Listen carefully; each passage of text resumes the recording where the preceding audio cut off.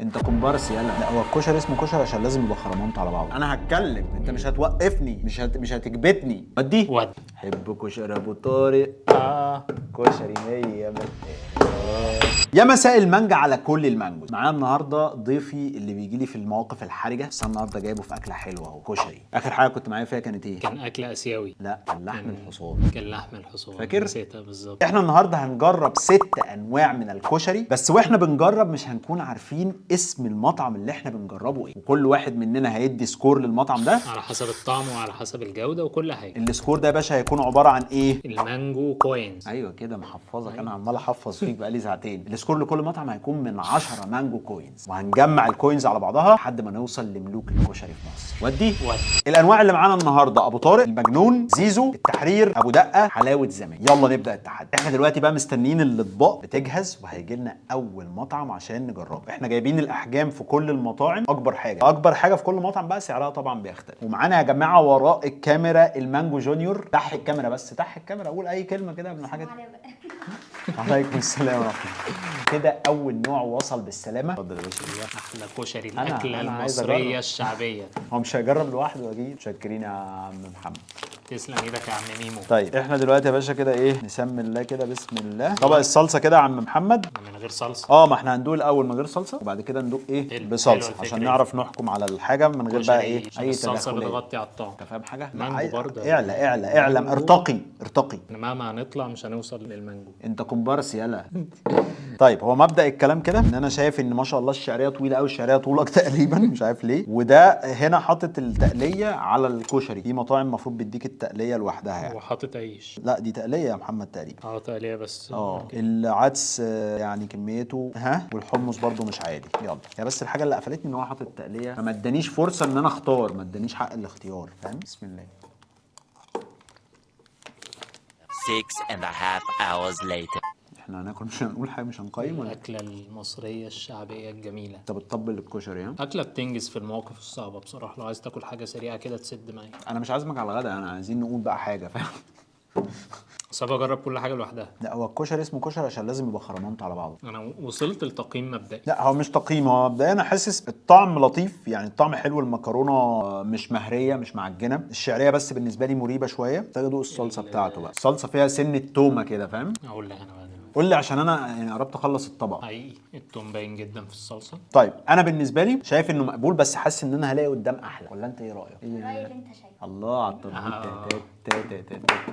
حكم تبعنا يا باشا وبتاعنا. انا برضو شايف ان لا، في احسن من كده يعني من ما الاخر اتمزجتش يعني. لا انا في كشري، كلت كشري قبل كده احسن من ده بكتير. انا شايف الطعم مقبول، انا مش شايف ان هو حاجه سيئه. مش وحش على فكره، انت مش هتلاقي كشري وحش، ولكن الطعم بيختلف من مكان لمكان. بس انا حاسس ان المكرونه دي مختلفه عن اي مكرونه هشوفها بعد كده، ما اعرفش ليه يعني. حاسس المكرونه مميزه. حلو، المهم احنا جاهزين. عم ميمو تعد لنا 1 2 3 كده. 1 2 3 7. 6. لا ما انت على فكره بتخم، انت سمعت. انا كنت اقول 6 والله. اكيد. اه. خلاص اللي بعده. انزل لي يا عم ميمو بالنوع التاني، وريني كده. ايه ده يا باشا؟ لا انا هاخد الطبق التاني. في سكر التاني؟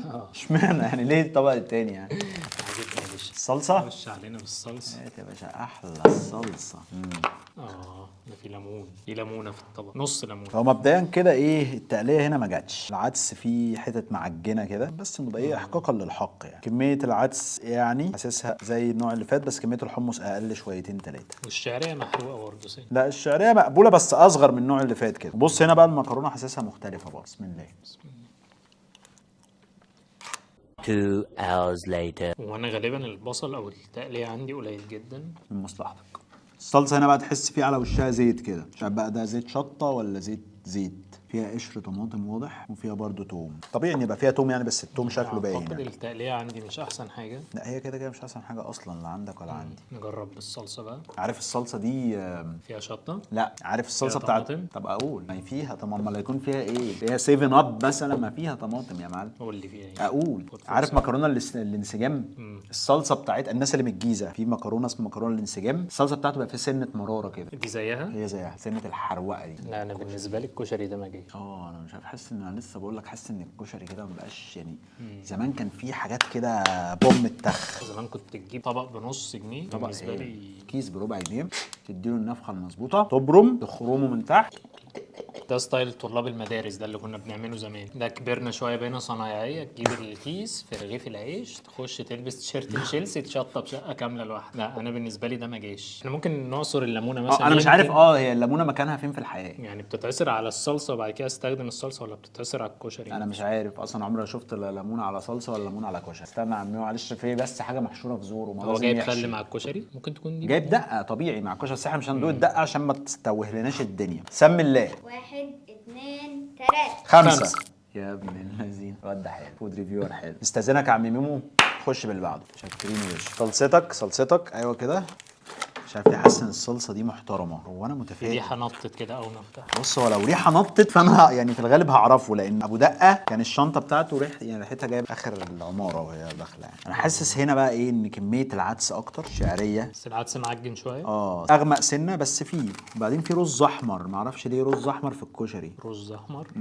مش عارف ليه ممكن يكون في رز احمر في الكشري وفي عدس اصفر. على فكره احنا المفروض لو احنا جامدين في الكشري نعرف من المواصفات دي. يعني فكره ان حد بيحط عدس اصفر مع العدس اللي بجبه مش كتير. في عدس اصفر. ايوه في عدس اصفر. بس انا متفائل بالكشري ده. بسم الله الرحمن الرحيم. هو في كلام. هو بيتي قوي قوي قوي. ده جاي منه كتير يعني. بعد الصلصه فكره هيعدي. ان العدس الاصفر مع العدس العادي، يعني فكره ان العدس الاصفر في الكشري دي بالنسبه لنا تحفه التحف. يعني بتفكرني بالكشري الاسكندراني، فاهم؟ انا عمري ما خدت بالي ان في عدس اصفر مع الكشري، ولكن ده جامد. لا ده جامد قوي، ده جامد قوي قوي. ده حلو ده في الرايق منه. بسم الله. بوم بوم. صلصه متحيقه حياء جامد قوي، فيها طعم كمون. التوم فيها مش زاعي يعني. لا ناكل بقى ازاي؟ يعني مفيش مش بس جايين مع اللي كان وحش ولقينا ده حلو فناكل بقى. انا هتكلم، انت مش هتوقفني، مش هتكبتني، انت كومبارس يلا. اتفضل يا عم مانجو. لا الصلصه تحفه. اللي فاتوا كان التوم هو اكتر حاجه باينه في ده بصراحه. لا في طعم كمون، في بهارات، في تحقيقه للصلصه تحفه التحف. الكشري ده جه معايا سكه جدا. هو بس البرزنتيشن بتاعته، طريقه العرض بتاعته مش افضل حاجه. يعني عدس معجن سيكه، مش عارف شكل المكرونايه داخل فيها شويه عدس. عايز اقول حاجه، يعني ايه اللي ممكن يعملوه عشان طريقه العرض تبقى حلوه؟ يعني في حد يقعد جوه ينسق الدنيا، اورجنايزر يقعد جوه كورونا كده. دي بقى قلش. شفت بقى، جيت انت تحتيه دلوقتي. دي قلشت، ما ضحكتش، مش حلوه. فاهم حاجه؟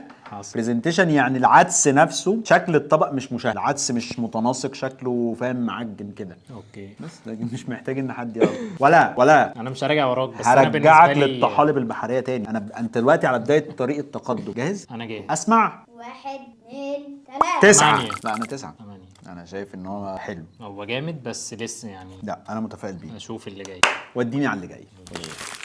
بسم الله. الصلصه بقى ولا مش محتاجينها؟ لا هناخدها يا حلو. ابتدى يخش في ايوه هي الهفه الاولى كده قلقتني شويه. جاي منها سكه. الشعريه بقى يعني اللي كنا بنتبطر على الشعريه الطويله. بص الشعريه هنا عامله ازاي، شعريه صغيره جدا، عدس لونه عجيب شويه. في هنا رز ابيض اللي هو الرز العادي بتاع الطبيخ. لا ورز كتير قوي، يعني الرز اكتر من المكرونه بكتير. طيب يعني ممكن نقلب كده نمكس يمكن مع الميكس الكلام ده.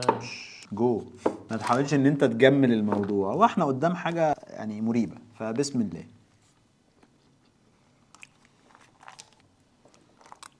هو ده من اول معلقه خلاص، بس المعلقه التانية دي مرضيه يعني. هو مبدئيا في حاجه في الحياء مش مظبوطه، فاهم؟ في حاجه ناقص، ملح غريب. ناقص ودلع. بالظبط دلع وغريب يعني، مش عارف ايه ده. لا يعني تجربه مش افضل حاجه الصراحه. الصلصه بتاعته ايه؟ شكلها خفيف قوي يعني بترقص جامد. تحسها طماطم جد، يعني عارف اللي هي ايه، مفيش حاجه داخله مع الطماطم، تحسه يعني عصير طماطم مباشره. بس الصلصه محققينها اكتر من الكشري، فيها توم كتير قوي. خفيفه قوي. لا هي مش قوام عارف. خفيف بس طعم التوم فيها عالي شويه. مش جاي معايا سكه ده خالص. ولا انا. لا ده هياخد. ايه لسه. ماشي اما ميمو يعد. عد يلا. 1 2 3. 4. 5 يعني ما أنا زي بالنسبه لي اللي خد 5 احلى منه. اللي انا لا اديته انا 5. شايفهم واحد. اللي بعده مش على يعني. خد يا باشا. اخويا يلا. بسم الله بقى، بسم الله. من الهله الاولى كده بنعرف. هوبا حلو. ايه ده المكرونه نازله الجيم يعني. ريحته غريبه. ريحته او ريحه الصلصه. لا يعني مش حاسس ان ريحته فيها حاجه، ولا الصلصه برضه. الصلصه فيها حاجات سودا كده، مش عارف تحس ان ده ايه ده، حاجه خضراء ولا سودا. انا اعرف قلب لي كده. هو هنا في حاجه عجيبه. لسه هقول لك في حاجه غريبه جدا. مفيش شعريه، الصفر شعريه. ورز ابيض كتير. حمص ما جاش، عدس برضه ايه مش حلو اهو. مش متفائل. بسم الله.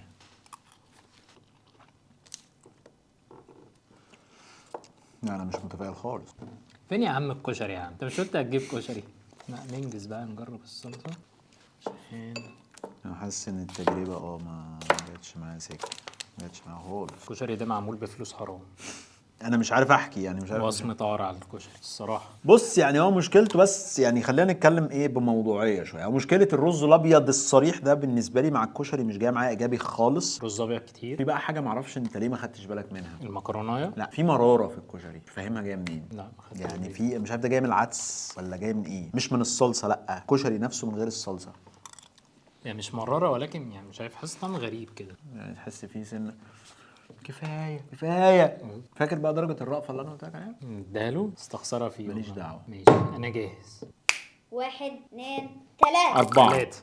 وانت لا لازم. تلاتة. انا الصراحه أصل مش أصل يعني اللي فات ما كانش حلو، كان وحش او مش وحش بس ما عجبنيش، فاديته 4. فده ما عجبنيش اكتر منه، فحرام لو اديته 4 هبقى بساويه بالتاني. هو اللي انت بتقوله منطقي، لان انا مش قادر اديله درجه الرأفه ده بقى، ده مش جاي بالظبط. بصراحه خالص، لا بعيد. لا، ده بعيد. ده بقى هات لي اسم المحل في ورقه ده. هنعرف. عشان إيه؟ دخلنا على النوع الاخير. النوع الاخير. ختامه مسك ان شاء الله. ودي يلا خد يلا. لا يا عم انت. يابا خلاص بقى. لا، لا لا انت في بيت والله اخوك، ما انت يحصل. في بيت اخوك عيب. انت قلت والله ما يحصل، حلفت يعني. طب اما دام حلفت ماشي. خلي عندك يعني، خلي عندك كده ايه. يلا بقى. ده هنا بقى في، يفتح انا النفس. شايف في حاجات حمراء وحاجات صفراء وفي دنيا، شكلنا داخلين على حاجه حلوه. متفائل. لو انت صايع بقى قول لي الاحمر اللي في الطبق دي. بتاعه الحمص. ايوه الصلصة هو عاملها كأنه حمص شام، فاهم؟ مش حمص عادي. بس هي مش محتاجه واحد صايع يعني. امال محتاج ايه؟ عادي جدا. انا حبيت ادي، فاهم اللي هو يعني ايه، نجيبها من بعيد. لازم تبقى محنك يا محمد. انا صايع قوي. هو انا عرفت الفود صلصة بلوجرز لازم الحمص، أنا صايع تبقى جداً. محنك، ما ينفعش تقول حاجه دايركت، لازم أيوة. بص يا باشا الشعريه شكلها حلو صراحه، لا ويعني في شغل. ندوق كده بسم الله. بسم الله. في الغالب انا عارفه الكشري ده متسوي بطريقه مختلفه عن اللي فات، مش عارف ازاي، بس في حاجه مختلفه في التسويه. استنى كده. هو عجبني جامد من غير ما ادخل في تفاصيل، جامد الصراحه. جربوا بقى الصلصه على طول، شويه الحمص الجمال دول. ده الكشري الوحيد اللي في الغالب انا عارفه. طب بص مبدئيا الكشري ده جامد، بس مش اجمد من النوع الثالث. حلو بالنسبه لنا. جميل. اللقطه بقى في حاجه، الناس اللي من الهرم او من اللي من الجيزه او من اول فيصل، في كشري اسمه حلاوه زمان. ده الامومه والطفوله بالنسبه لنا كلنا. انا ما اعرفوش بصراحه. جامد. هو كانوا ده بيسووا يعني؟ انا حاسه هو ده، لان هو كانوا بيسووا الكشري بالبخار، فانا ده بالنسبه لي بوم حلو قوي، والصلصه لطيفه. ده ولا التالت؟ لا بالنسبه يعني بصراحه التالت، بس هو ده حلو يعني. ده لو قلت لي التالت وبعد كده ده، اوكي. فكده انا شايف ان احنا جاهزين ان احنا نعد. انا جاهز الصراحه. 1 2 3. 8. ده انت بتعلي عليا. انا ده بالنسبه لي يعني اكتر من التالت. ده انت تشرب بس شيشه يعني بقى. استاذنك لف لي الباقي كمان. بص انا عامل لك طبق كبير نحط فيه كل اللي انت جربته. نخلط. اه. بعد القولون يطلع يسب. خلاص بقى خلاص بقى. تمام اتفضل. يعني خلاص ما تبقاش مسرف. تمام.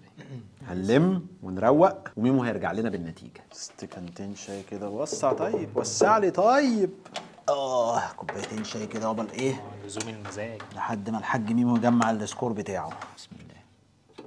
هي ديت فيها مين كسبان وخسران؟ ما فيهاش صح؟ لا فيها بقى، هنشوف بقى مين خد اعلى سكور. جاهز يا عم ميمو؟ سمعنا كلمه طيبه. اول مطعم ابو دقه ب 13 مانجو كوين. حلو ماشي. تاني مطعم زيزو خد 10 مانجو بوينت. يبقى الاولاني 13 والتاني 10. ماشي. المجنون ايوه.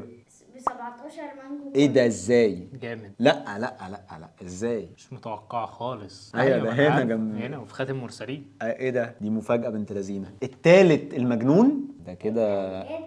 اتقل ايه ده؟ احنا كده خيشنا. لسه. كده التحرير راح في ده. الرابع الرابع التحرير. ايه؟ كام؟ يلا اخلص، مش وقت ضحك. هتقفل لنا البدايه يا ابن في لا. اسهم هتقع دلوقتي. ب 9 مانجو كوين. 9 ده انا مانجو. اديته 4 انت اديته 5. بس ايه يا معلم ازاي؟ يلا بس لا التحرير انا يعني اما باكل في المحل احلى من اللي كلته هنا. ايه مش انا مش عارف في ايه. مش حاسس- بيظبطوا الدليفري يعني. خلص يا عم السسبنس. الخامس حلاوة زمان ب 7 مانجو بوينت. مانجو كوين. يعني الاخير لا ده يرجع زمان تاني. لقيت. يعني الخامس حلاوه زمان كام مانجو كوين؟ 7. يعني معنى كده ان الاخير اللي انا قعدت امجد وبخار وحمار والكلام ده ما جاش يعني. شو. طب قول يا خلاص كده باشا. الاخير بقى. اخير اللي هو اسمه ايه؟ ابو طارق. ابو طارق غيره. ب 17 مانجو كوين. يعني التحرير اقل حد في بعيد الحلقه. قوي. وريني يا ابني ميمو. ايه ده؟ نام انت بقى، اصبر كده. ايه ابو طارق والمجنون زي بعض، يليهم ابو دقه، بعد كده زيزو، بعد كده التحرير، بعد كده اخر واحد خالص حلاوه زمان. حلاوه زمان انا بصراحه زمان بالنسبه لي كان دي هو نوستالجيا بقى انت مع نفسك. السبسكرايب بقى ضروري عشان يعني ندعم الفيديوهات، وتقدروا تشوفوا الفيديوهات بتاعت احمد مانجا اول ما تنزل، او لو عايزين تشوفوا الواد ده مره كمان او مرتين او ايا كان واكتبوا لنا رايكم في الكومنتس عن ايه. عن الكشري، رايهم عن الحاجات، ما مش بتاكلوا الحاجات دي ولا ايه؟ يعني يقولوا لنا مين احسن حد آه. وكده. اوكي، اي حد عايز نجرب اي حاجه يكتب لي ده في الكومنتات واحنا نجيبها ونجربها هنا مع بعض. ولو عجبتكم فكره التحدي ده مع الشخص ده اكتبوا لي في الكومنتات واحنا نكرره تاني. واخيرا لكل المانجو لافرز See you.